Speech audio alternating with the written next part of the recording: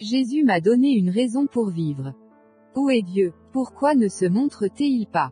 Comment est-il? Que peut-il faire pour moi? Point. Dès mon enfance, ces questions me poursuivaient. Le jour où j'avais questionné ma mère, elle avait répondu seulement, Dieu existe. Et Dieu punit le mal. Ces paroles m'avaient inquiété, car j'étais né avec un bras paralysé et me demandais avec angoisse pourquoi Dieu m'avait puni ainsi. Par la suite, ma mère avait tenté de me rassurer en disant que ce n'était que les personnes de 12 ans et plus que Dieu châtiait. Comment, en effet, ma chère maman, qui était très ignorante elle-même, aurait-elle pu fournir de meilleures explications? Faut dire que j'étais né dans une famille kabyle, de religion musulmane, au nord de l'Algérie.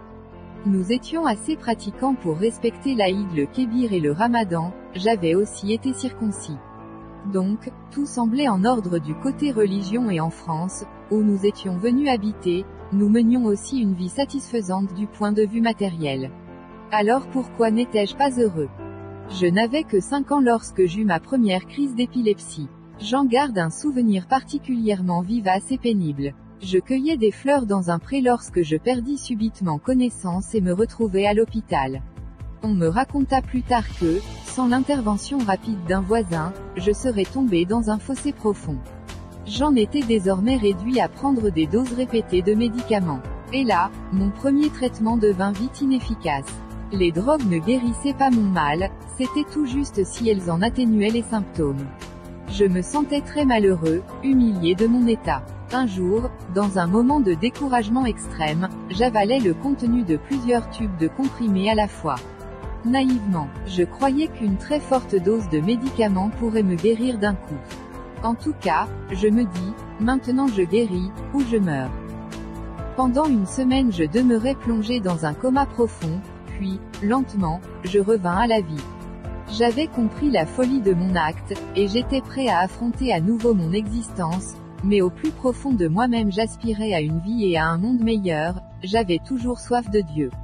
Aussi, lorsque 2 personnes se disant chrétiennes vinrent me visiter dans le centre médico-social où j'étais soigné, je leur prêtais une oreille attentive. Toutefois, je ne tardais pas à découvrir que leur christianisme n'était qu'une forme de religiosité un peu originale, qui, pas plus que ma propre religion, ne pouvait satisfaire mon cœur. Ces personnes prétendaient croire tout l'enseignement de la Bible, mais elles tenaient à me faire lire toutes sortes de livres et leurs périodiques, sauf précisément cette Bible sur laquelle elles disaient fonder leurs croyances. Vers la fin de mes 14 ans, je retournai chez moi, dans un petit hameau forestier.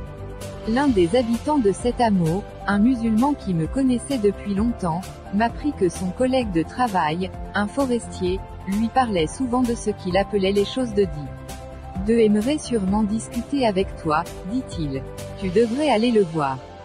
Dès le lendemain, je me présentai donc, muni d'un de mes livres chrétiens, auprès de ce forestier. Je fus très bien accueilli, mais lorsque je lui posai des questions sur mon livre, mon nouvel ami me le retira sans dire un mot, puis me remit un volume intitulé « La Sainte Bible ». Le voilà donc, enfin, ce fameux livre dont j'avais entendu parler, mais que je n'avais pas lu.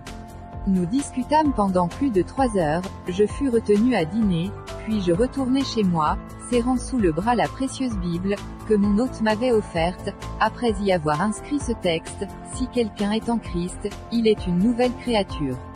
Les choses anciennes sont passées, voici, toutes choses sont devenues nouvelles. » 1. Sur le chemin de retour d'autres versets me revinrent à esprit, dont celui-ci, « Le salaire du péché, c'est la mort, mais le don gratuit de Dieu, c'est la vie éternelle en Jésus-Christ, notre Seigneur 2. » Dès cet instant je compris ma situation devant Dieu, je vis que j'étais perdu à cause de mon péché, qui me séparait de lui. Mon cœur fut aussi touché par la bonté et l'amour de Dieu, qui voulait donner, gratuitement, le salut que ne pourrait jamais mériter ni gagner. Seul Jésus-Christ pouvait me redonner une raison de vivre et la seule chose qu'il me demanda était de me détourner du péché, par la repentance qui vient du cœur, et de recevoir personnellement Jésus, le Sauveur, envoyé par Dieu pour que je puisse être sauvé, ainsi que tous les autres humains, tout pécheur comme moi. Sur ce chemin du retour, peu avant mon arrivée à la maison, toutes choses prirent un autre sens dans ma vie. Je reçus comme une nouvelle conscience. Je compris soudain que ma vraie patrie, ce n'était ni la France, ni l'Algérie, ni aucun autre pays de cette terre où le malheur abonde, mais le ciel, lieu merveilleux où règne le Dieu qui m'aime et m'accepte tel que je suis, à cause de Jésus, qui a payé pour mes fautes. Je ne pourrais, évidemment, raconter toutes les expériences de cette nouvelle vie qui est la mienne depuis des années maintenant. Mon récit deviendrait bien trop long. Je tiens à dire quand même combien je suis heureux dans mes rapports avec d'autres chrétiens et chrétiennes. Mes anciens amis algériens et français se moquaient de moi quand je leur parlais de ma vie changée et de mon nouveau bonheur en Jésus et, petit à petit, me faisaient comprendre qu'ils ne me considéraient plus comme un des leurs. Je cherchais donc la compagnie d'autres hommes et femmes qui, comme moi, aimaient le Seigneur Jésus. Aujourd'hui, je suis très encouragé de connaître des Algériens et des Français qui sont tous un en Christ. Nous nous réunissons pour l'adoration, la prière et l'étude de la Bible. Le lien qui nous unit est solide et durable, car nous puisons force et joie dans cette communion avec le Seigneur Jésus et nous nous aimons les uns les autres d'un amour qui cherche à donner plus qu'à recevoir. Les questions qui me tracassaient tant quand j'étais petite ont trouvé leur réponse. Demandez-moi, où est Dieu? Et je réponds, Dieu est au ciel, mais Dieu est aussi près de moi, en la personne de Jésus, ou pourquoi ne se montre-t-il pas?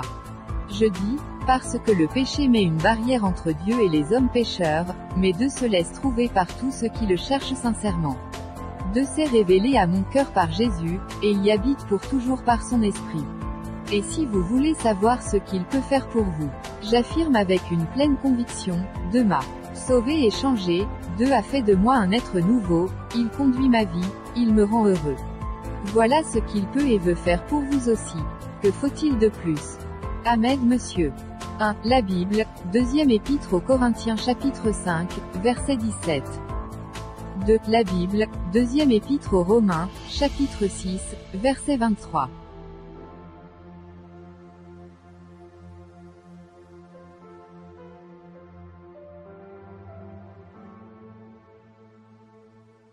Faites un don à la chaîne YouTube Jésus Seul Médiateur TV.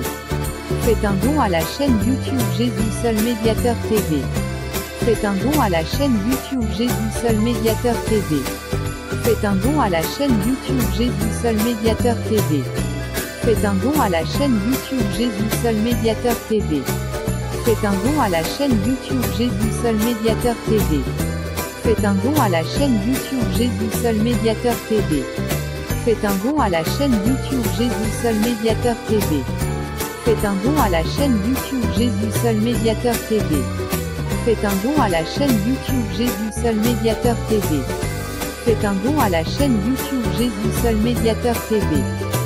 Faites un don à la chaîne YouTube Jésus Seul Médiateur TV. Faites un don à la chaîne YouTube Jésus Seul Médiateur TV. Faites un don à la chaîne YouTube Jésus Seul Médiateur TV. Faites un don à la chaîne YouTube Jésus Seul Médiateur TV.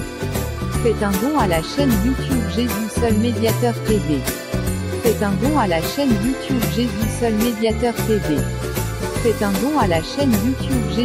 Médiateur TV. Faites un don à la chaîne YouTube Jésus Seul Médiateur TV. Faites un don à la chaîne YouTube Jésus Seul Médiateur TV. Faites un don à la chaîne YouTube Jésus Seul Médiateur TV. Faites un don à la chaîne YouTube Jésus Seul Médiateur TV. Faites un don à la chaîne YouTube Jésus Seul Médiateur TV. Faites un don à la chaîne YouTube Jésus Seul Médiateur TV. Faites un don à la chaîne YouTube Jésus Seul Médiateur TV. Faites un don à la chaîne YouTube Jésus Seul Médiateur TV. Faites un don à la chaîne YouTube Jésus Seul Médiateur TV. Faites un don à la chaîne YouTube. Faites un don à la chaîne Jésus Seul Médiateur TV. Pour l'achat du matériel de communication. Ceci pour apporter l'évangile à toutes les nations pour le salut des âmes perdues.